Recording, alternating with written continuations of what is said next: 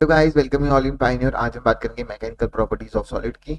ठीक है, इसमें हमें शॉर्ट नोट्स देखने हैं। इसमें पहले अभी हम गामा की बात करेंगे। आई होप आपको जो शॉर्ट नोट्स प्रोवाइड हो रहे हैं, I know that are too short, पर वो उतने ही काम में आते हैं जितना आपका एग्जाम में क्वेश्चन पूछे जाते हैं उसके हिसाब से ही उतने ही काम में आते हैं। इसके अलावा जो बाकी की जो चीजें हैं, कभी कभी अगर आ गई एग्जाम में, कोई हम मॉक टेस्ट दे रहे हैं उसमें अगर एक्स्ट्रा चीजें आ गई, हम इसमें ऐड कर देंगे। ठीक है, mechanical property of the solid की अगर मैं बात करता हूँ, उसमें गामा की अगर बात करते हैं तो लॉन्गिट्यूडनल स्ट्रेस क्या है? Longitudinal stress upon longitudinal strain. पहले तो स्ट्रेस और स्ट्रेन देख लें। स्ट्रेन होता है हमारा delta L by L, stress होता है हमारा एफ बाय ए।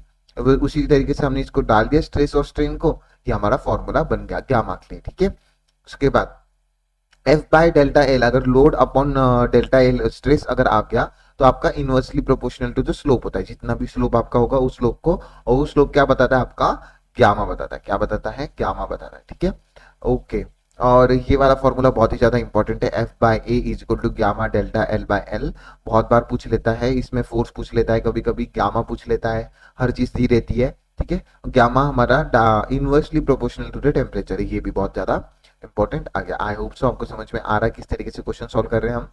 उसके बाद बात करते हैं हमारा स्ट्रेस और स्ट्रेन की। यहाँ पे बात करेंगे स्ट्रेस की। अगर मैं बात करता हूँ यहाँ पर इस तरीके से इंक्रीजिंग होते ही जा रहा है, ये हमारा ग्राफ बनता है स्ट्रेस वर्सेस स्ट्रेन का। ठीक है, इनके अंदर जो स्लोप बनता है वो टैन थीटा के थ्रू हम देखने को मिलेगा। ठीक है, उसके बाद डेल्टा पी पी अगर आपका बात करेंगे तो ये हमारा होता है bulk modulus delta V by we.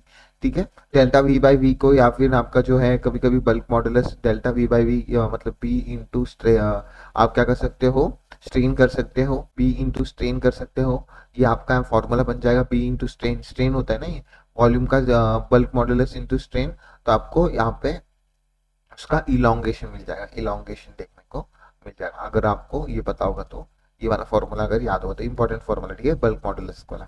उसके बाद बात करते हैं एनर्जी की। एनर्जी अगर मैं बात करूंगा, half into stress into strain भी कर सकते हो, हाफ इंटू स्ट्रेस का स्क्वायर अपॉन गामा कर सकते हो, हाफ इंटू स्ट्रेन का स्क्वायर इंटू गामा कर सकते हो। इस तरीके से आपका जो है आंसर आ जाएगा। ठीक है, तो U is equal to half A half F delta L. इस तरीके से आपका जो है इंटरनल एनर्जी आ जाएगी, जो कि आपके आ जाएगी हाफ एफ डेल्टा एल। ये आपकी इंटरनल एनर्जी आ जाएगी। ठीक है, आई होप सो आपको समझ में आ गया। इंटरनल एनर्जी अगर half into stress into strain आ गया, हाफ इंटू स्ट्रेस का square upon gamma, half into strain का square into gamma, U is equal to half a delta T यहाँ पे आ गया। ठीक है, इस तरीके से आपका आंसर आ गया।